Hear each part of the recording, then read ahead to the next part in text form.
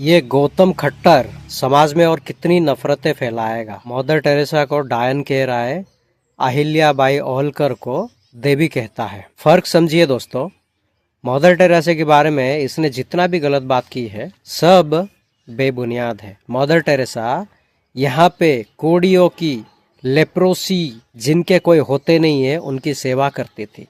अहिल्या होलकर ने कितने भी मंदिर बनाए। मेरे को एक बात बताओ, मंदिर से आज तक लोगों को क्या फायदा हुआ? कितने अरबों खरबों रुपया मंदिर में अभी पड़े हुए हैं। जब कोई भिखारी मंदिर के बाहर खड़ा रहता है भीख मांगने के लिए, क्या उसको मंदिर वालों ने कुछ दान दिया? जा तू आज के बाद भीख मत मांग, तू घर बार बना और सही इंसान बन के रहे।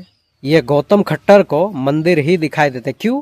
इसको हिंदू, क्रिश्चियन, हिंदू, मुस्लिम ही करना आता है। इसके खून के कतरे कतरे में नफरत भरा हुआ है। और मदर टेरेसा को जो पूरे पृथ्वी में लोग एक सेविका के तौर पे जानते हैं और मानते, रिस्पेक्ट करते हैं, उस मदर टेरेसा को ये अंधभक्त डायन कह रहा है। मैं गौतम खट्टर को कहना चाहता हूँ, अगर जानना चाहते हो मदर टेरेसा के मेमोरियल में चले जाओ कोलकाता और खुद जाके इन्वेस्टिगेशन करो। इसके उसके बात पे आके मत करना। और कोलकाता के लोगों को बकायदा अकेला सिंगल पर्सन को लेके पूछना, वो लोग तुमको बताएंगे मदर टेरेसा का कैरेक्टर क्या था। और तू हिंदू हिंदू कहता है, आज तक तू कितने हिंदू का घर बसाया है, कितने हिंदू को एजुकेशन दिया है, फाउंडर ऑफ सनातन धर्म बोलता है, कितने हिंदू को जॉब दिया है, कितने हिंदुओं को निवाला देता है खाने के लिए।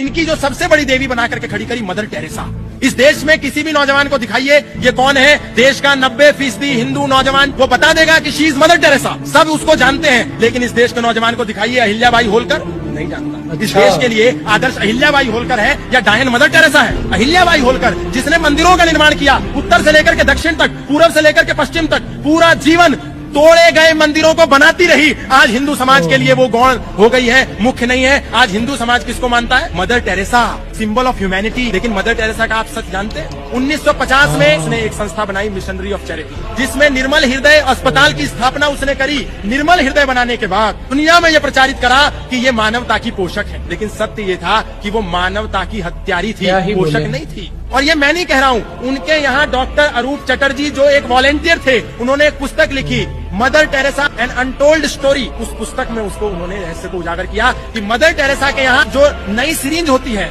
इंजेक्शन होते हैं, ग्लव्स होते हैं, वो डिब्बे में बंद पड़े रहते थे। उसके बाद भी मदर टेरेसा यूज की हुई सिरिंज को पेशेंट पर यूज कराती थी ताकि वो जल्दी मरे।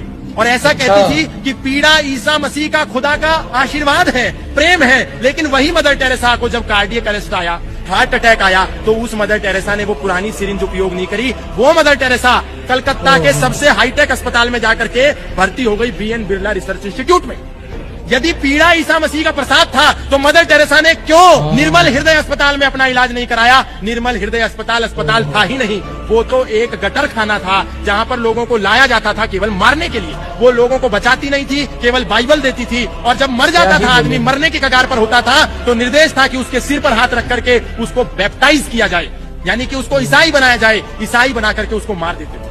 और चलिए, अरूप चटर्जी तो भारत का व्यक्ति था, हो सकता है कि उसने कोई प्रोपेगेंडा रच दिया हो, झूठ बोला हो, नरेटिव रचा हो। लेकिन टेरेसी लियोनार्ड ने अपनी बुक में ये बात लिखी है, वो मदर टेरेसा के निर्मल हृदय की पूर्व वॉलंटियर थी, पूर्व कार्यकर्ता थी। मैरी ल्यूडॉन, उसने अपने इंटरव्यू में ये बात कही, वो मदर टेरेसा के अस्पताल की पूर्व कार्यकर्ता थी। डॉक्टर रिचर्ड डीन जो इंग्लैंड से सेवा करने के लिए आए थे, जब उन्होंने देखा कि मदर टेरेसा को नोबेल प्राइज मिला, तो नोबेल प्राइज मिलने के अगले ही साल वो सेवा का भाव लेकर के मदर टेरेसा के अस्पताल में आए। और वहां आकर के जो उन्होंने हालत देखी, उन्होंने कहा कि मदर टेरेसा तो कुछ भी जीरो से भी नीचे है। यहाँ तो हिंदुओं मंदिर ही इतनी सेवा करते हैं निस्वार्थ भाव से। असली नोबेल प्राइज के हकदार तो ये है। मदर टेरेसा का निर्मल हृदय तो गटर खाना है। डॉक्टर रिचर्ड कह रहे हैं